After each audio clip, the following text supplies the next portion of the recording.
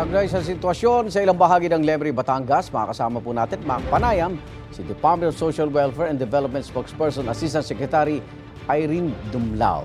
Asik Dumlao, magandang umaga po. Ay, magandang umaga, Igan. Magandang umaga din po sa lahat ng sumusubaybay ng inyong pong programa.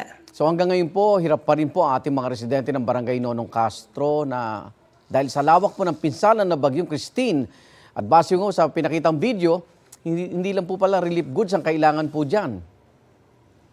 Yes, Igan.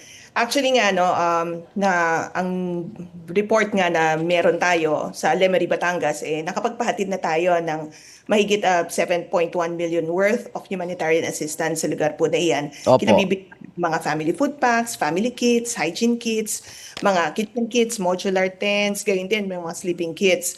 But this time, dahil nga nalaman namin itong sitwasyon dito sa Purok 7 in Nonong Castro, ang gagawin po natin, Igan, ay pupuntahan yan ng ating regional director in Calabarzon and i-assess ng ating mga social workers kung ano pa yung kakailanganin na tulong para po makapag-augment tayo sa mga resources ng local government unit at matulungan po natin itong mga kababayan natin to rebuild their homes, rebuild their lives, and makapag-contribute tayo, no, in the restoration of their psychosocial functioning, Igan.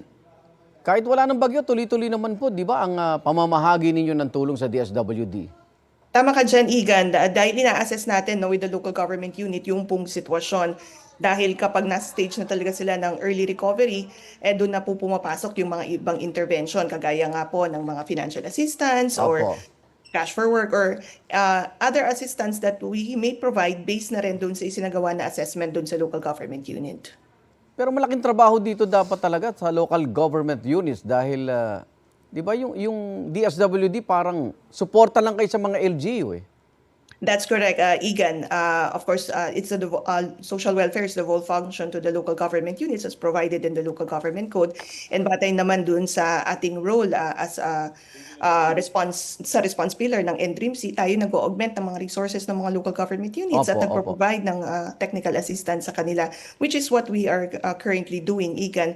But alam mo, dahil sa nare-recognize din natin na some local government units are, lacking in terms of resources, of manpower, kaya ang DSWD talagang tinututukan at tumutulong tayo sa mga partners natin on the ground. Sa assessment ng DSWD, hanggang kailan po kaya bago bumalik sa normal ang buhay ng ating mga kababayan?